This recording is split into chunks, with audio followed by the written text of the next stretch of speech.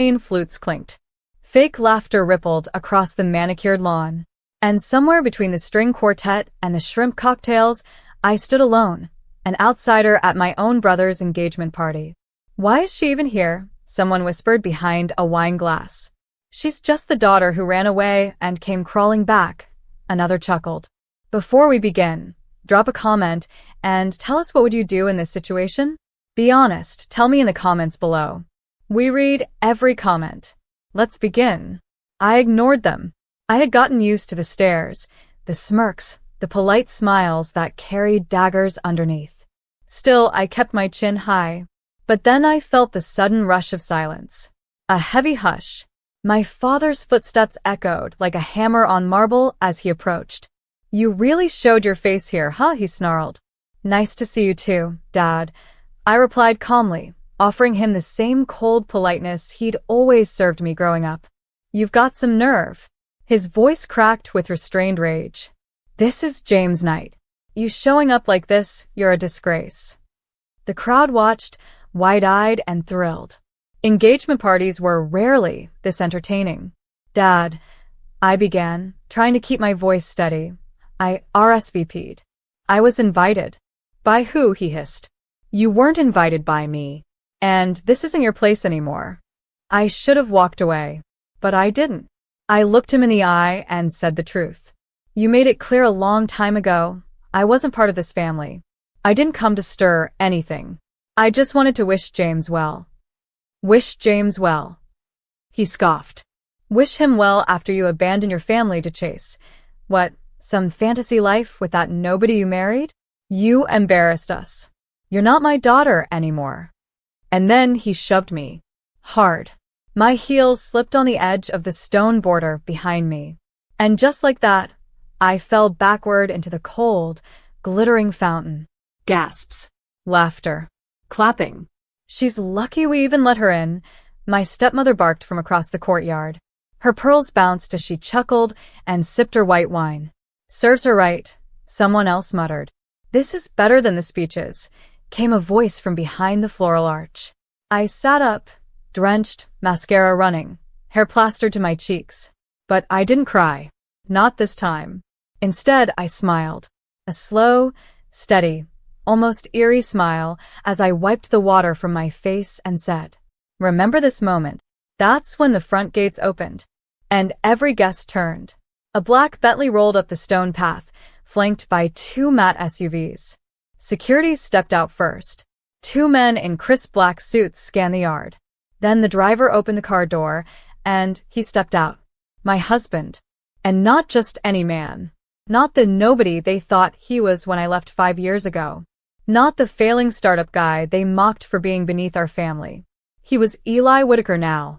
And as he walked toward me, perfect in his tailored navy suit, sunglasses glinting, every inch of him radiating quiet, terrifying power, the whole yard went pale. Even my father, even my smug stepmother, even James, who froze mid-toast with his fiancée. "Is she with him?" someone whispered, their voice cracking. My husband reached me, offered me his hand without a word. I stood, water still dripping from my dress. He took off his blazer and wrapped it around me. Then he looked up at the crowd, dead serious, and smiled. "Thanks for keeping my wife entertained," he said coldly. "She won't be needing any of you anymore." He turned to me. "Ready, Mrs. Whitaker?" "More than ever." And we walked straight through the gasping crowd, leaving wet footprints on their perfect lawn. The car door shut behind us with a soft but powerful thud, like a final chapter closing. I exhaled slowly, resting my head against the leather seat, still soaked, still trembling, but not from fear. From something deeper. Anger. Memory. Resolve. Eli reached into the console and handed me a towel. "You okay?" I nodded, wiping my face. They always find new ways to remind me I don't belong. Eli didn't say anything at first. That's what I loved about him. He didn't offer empty comforts or sugar-coated lies. He let silence do the work. Then he said softly, "They'll learn soon enough." I looked at him, not the man they once mocked, Not the man who once walked into my father's study with shaking hands and asked permission to marry me. He wasn't that man anymore. He was the CEO of W3 Syndicate, the quiet force behind the largest acquisitions in the finance tech market this year. The kind of man who bought buildings, not bouquets. And he had done it all after they cast me out. You told me to remember that moment, he added, eyes still on the road ahead. But I think they're the ones who should remember it. I gave a half laugh. You think they even realize who you are? Oh, they do now. He wasn't lying. Because 5 minutes after we left the party, my father was dialing me. Over and over. I didn't answer. My inbox pinged. Harper. Please. Call me. We didn't know. Let's talk. That was just a misunderstanding. It got out of hand. It was surreal. The same man who disowned me in front of 200 guests, who shoved me into a fountain, who publicly screamed I wasn't his daughter anymore, was now trying to talk. But I didn't reply, because now I had the leverage. The next morning, we didn't go home. We drove downtown, into the core of the city, to a high-rise where Eli's name was etched into the marble at the lobby entrance. W3 HQ. Come in with me, he said, holding the door. I frowned. Why? I've got wet hair, no makeup. I need you in the boardroom. What? He smiled. Because today's the day you sign your name on something they thought you'd never touch again. We took the express elevator to the 48th floor. When we stepped into the boardroom, the executive stood. Not for Eli, but for me. Gentlemen, Eli said calmly, this is Harper Whitaker. You may know her as my wife. But you should also know, starting today, she owns 51% of Crosswell Holdings. Silence. Stunned faces. Crosswell Holdings. My father's company. The company I'd grown up hearing about over breakfast, watching him build from scratch, obsess over, worship like a shrine. The company he always said would only be passed on to someone capable, not a dreamer, not a girl with soft hands. He gave it to James. Never to me. What he didn't know. 2 years ago, when Eli began quietly buying out distressed companies, we came across one of Crosswell's shell vendors. Eli asked me to look into it. I did. And what we found? Crosswell had debt. Hidden, dangerous debt. Eli made a plan. I helped him. We didn't destroy Crosswell, we saved it. Discreetly. Legally. Powerfully. Then we acquired 32% over the span of a year. Then another 10% from a forgotten stakeholder in France. The rest? Yesterday morning. The final shares. All in my name. Congratulations, the CFO said, finally finding his voice. You're the majority shareholder now. I smiled. Thank you. I signed the papers. Elegant black ink on cream linen stock. And just like that, I own the company my father swore I'd never be good enough for. I leaned back in the chair. Not out of arrogance. Not even revenge. But peace. Pure, quiet, overdue peace. Want to send the board a memo? Eli asked, half teasing. No, I replied. Let's send an invitation. Invitation? I nodded. To the next executive roundtable. Eli raised a brow. Where? I smiled. Same place they threw the engagement party. 3 days later, the sun was sharp and merciless over the glass estate where it all began. The same estate where I was pushed into a fountain. The same estate where I was told, in front of 100 people, that I was nothing. But today wasn't an engagement party. It was business. The invitation I sent out to Crosswell's board members and to my father and brother was short and clinical. Crosswell Holdings Internal Review Roundtable, attendance mandatory. Location, Whitestone Estate, East Pavilion. Host, Harper Whitaker, majority shareholder. Time, 10 a.m. The reactions? Panic. I heard it in their voices on the voicemails. I saw it in the rushed emails Eli's assistant forwarded to me. James was confused. My father was livid. The board was unsettled. But they came. Because they had no choice. At 9:55 a.m., I stood inside the marble-pillared pavilion. Hair up. Powder blue blazer. Calm. Intentional eyes. They arrived exactly on time, of course they did. My father taught them that. He came in first, flanked by James and two long-standing directors. I watched my father's eyes land on me and stay there, unmoving, unreadable. For a moment, no one spoke. Then he laughed. A short, fake chuckle. Well, this is quite a show, isn't it? I didn't blink. This is a board meeting, Dad. Not a show. James sat slowly, face pale. My father remained standing. So you're the one who bought it all up, he said. Behind our backs. Secretly. Manipulatively. It was legal. Clean. Strategic, I replied. Exactly how you used to operate before the desperation. That hit him. I saved Crosswell. I continued. You just never noticed. You were too busy building James up, blind to the storm your own decisions had created. Blind to your debts. Blind to the fact your company was drowning. You think this is some kind of power play? He snapped. Some kind of revenge because I didn't hand everything to you? No, I said slowly. It's a correction. You told the world I wasn't capable, that I wasn't worthy of your legacy. So I built my own. And along the way, I rescued yours. James cleared his throat. You're blowing this out of proportion. We were just trying to protect what Dad built. And pushing me into a fountain was part of that? I turned toward him. Mocking me in front of your fiancé's family? Making sure the entire room knew I was unwanted. He looked away. I leaned forward. Calm. Measured. Ruthless in grace. This isn't revenge. It's reclamation of what was always mine to claim. My father's voice dropped. You've changed. No, I said. I've just stopped asking for permission. The meeting went on. I rolled out our restructuring plan.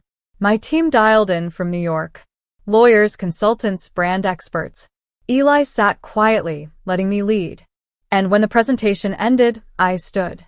I'm not here to fire anyone. I'm not here to humiliate you the way you humiliated me. I'm here to run this company better than you ever let me. Starting today. I turned to my father.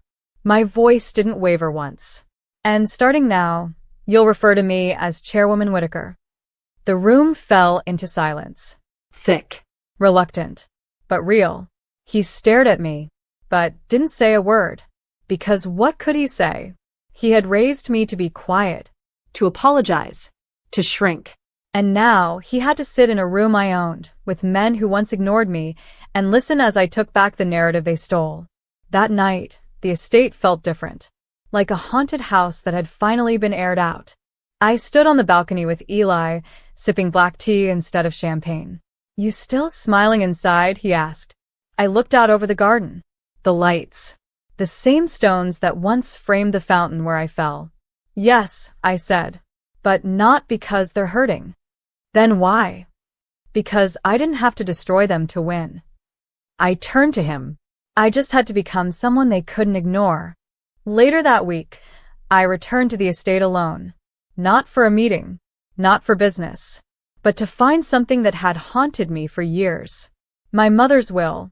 After she died, I asked about it. My father said there was nothing left and that she had signed everything over to him.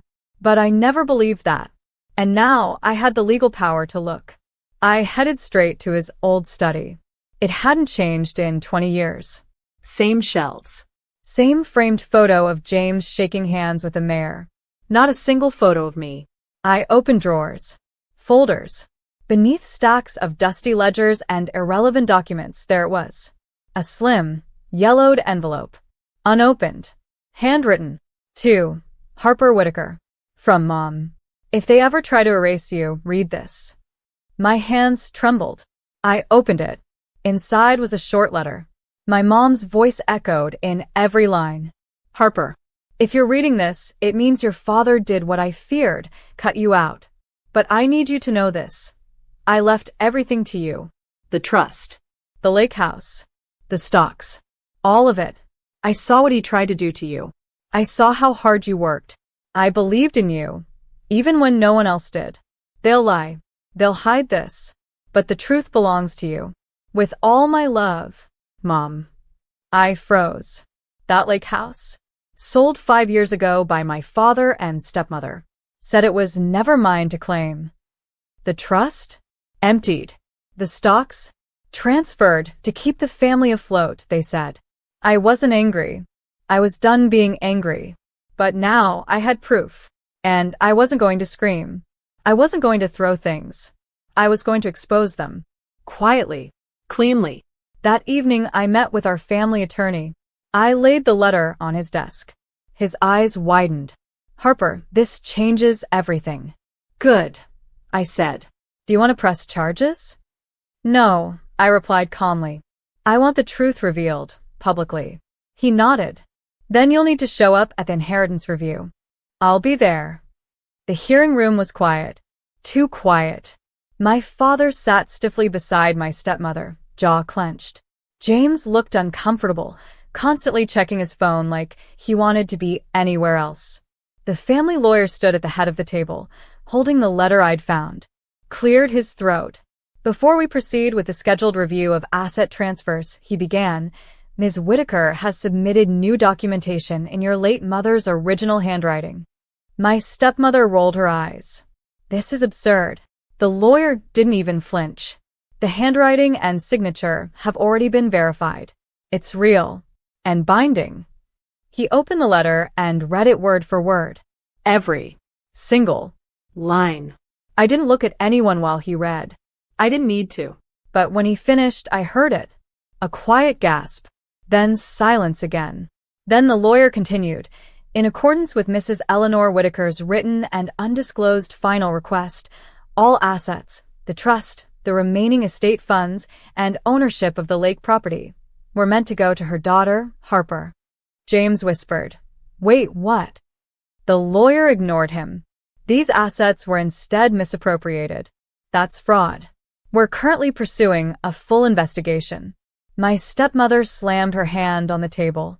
We thought the trust was invalid. We were told.